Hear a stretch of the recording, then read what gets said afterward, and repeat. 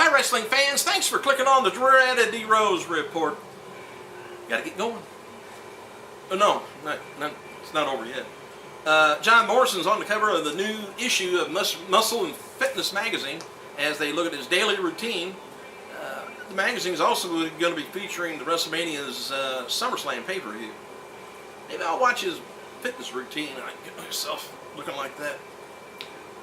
WWE has removed Triple H from some of the SummerSlam promotional material. Big Show is now featured as the main part of the poster with Randy Orton. Taker is even in it. Jack Swagger and John Cena. The usual suspects. Apparently WWE rookie Cavill and Michael McGillicuddy won the FCW tag titles last night at the Developmental Show down south. Cavill wrote on his Twitter, "FCW champions, my first taste arriving. It's a great night." And then Michael McGillicuddy wrote on there, "McGillicuddy and Cavill, new FCW champions. Now that makes me 4 times FCW tag champs. Very exciting." Of course, later after 5 and 6 and 7, it'll get old. You won't like it no more, Mike.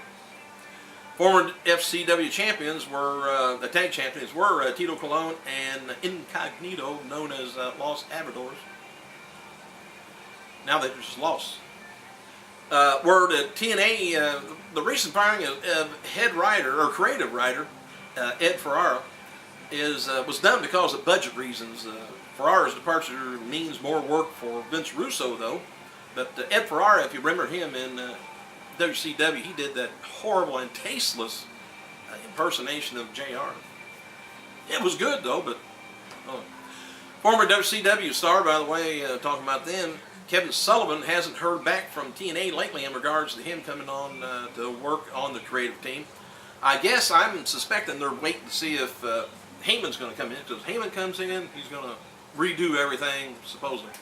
And no reason to bring Kevin in when he might be gotten rid of real quick. Alright, TNA has some interest, by the way, in former WWE superstar John Bradshaw Layfield. Dixie Carter's met with JBL in the past, and they get along, I guess. Dixie's wanted to bring JBL in ever since he retired from WWE and WrestleMania a year or so ago. At one point, Dixie offered to help co-produce Viper MMA group that JBL and Bruce Pritchard tried to run, but didn't last long. In fact, I don't even remember ever seeing a fight that went on in that program. They couldn't get enough backing, I guess. I'm not sure. People close to JBL don't expect him to come in. JBL declined offers from TNA back in January when they were getting ready to switch over to Monday nights. And that's all from Wrestling Observer Newsletter. After being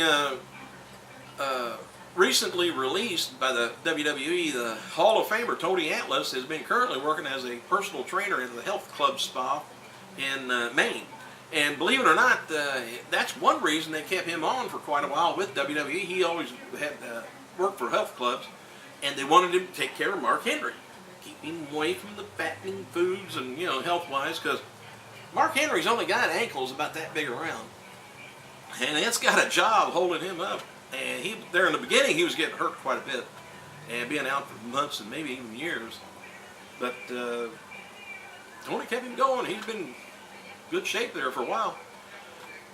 Okay, John Morrison and Gail Kim is going to be appearing at WrestleMania Reading Challenge on Monday, July 26th from 11 to 12:30 at the San Antonio Central Library in San Antonio, Texas. In fact, I could probably go to that. I need to go there myself.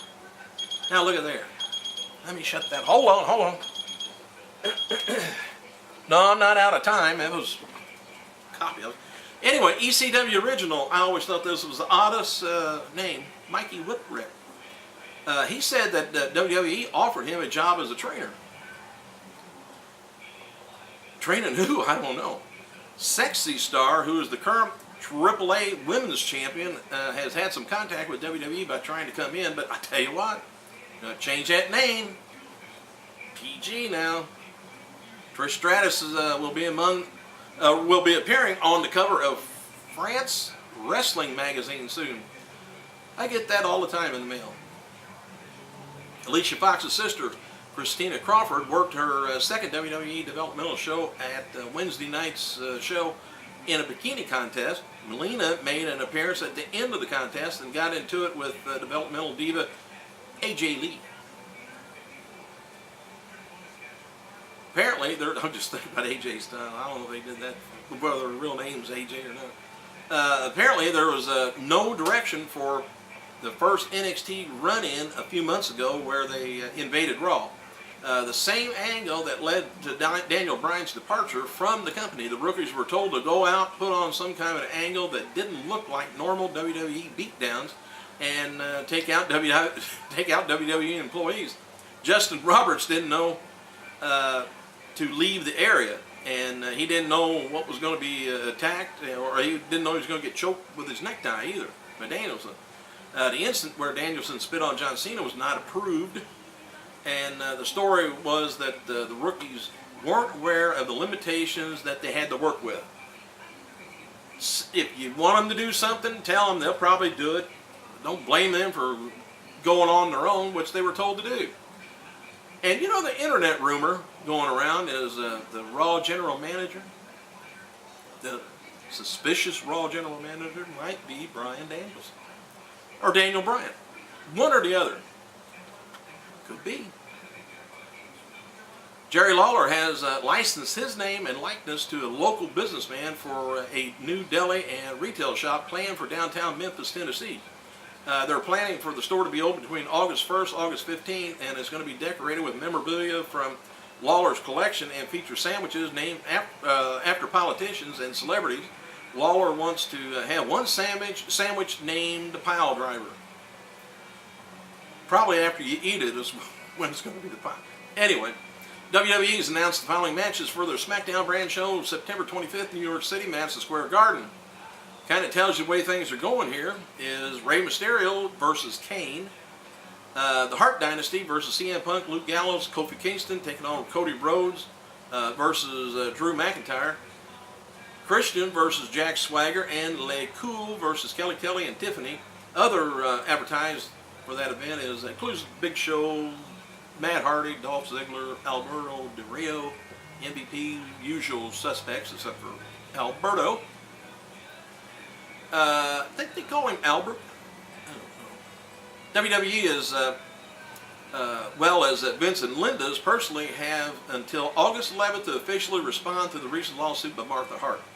So far, nothing's happened. And at least a portion of the comments Chris Jericho made about the future of the ABC game show downfall were valid. As a ABC executive confirmed to a reporter this week in the episode, billed as the season finale. This was indeed the final episode produced. Whether it get picked up, I don't know. Whether they'll use him on another game show, I'm not sure. But I got kind of bored with it about 10 minutes into the show as soon as I seen what was going on. With Triple H out of action and the Undertaker, like I said, it was going to be the whole SummerSlam was going to be built around Taker and Triple H. So it may move over to Punk and Mysterio was the other thing, but now Punk is out. They're going to have mask versus match, which I was telling you about the other day. There's been a lot of speculation still about Chris Jericho taking off, but I got about a minute left. Here's some of the dates in October that Jericho is going to be playing overseas. Cardiff, it's in Cardiff, Millennium Hall on the 10th. Doesn't say what month. Oh, in October, I guess. So these are some of the Monday night things. Anyway, in October 10th, Millennium Hall. 11th in Sheffield. 15th, that was on the 14th. 15th is going to be Dublin, the Button Factory. I wonder what they do there. If you know any of them places, you might want to check them out. I ran over. I got to go.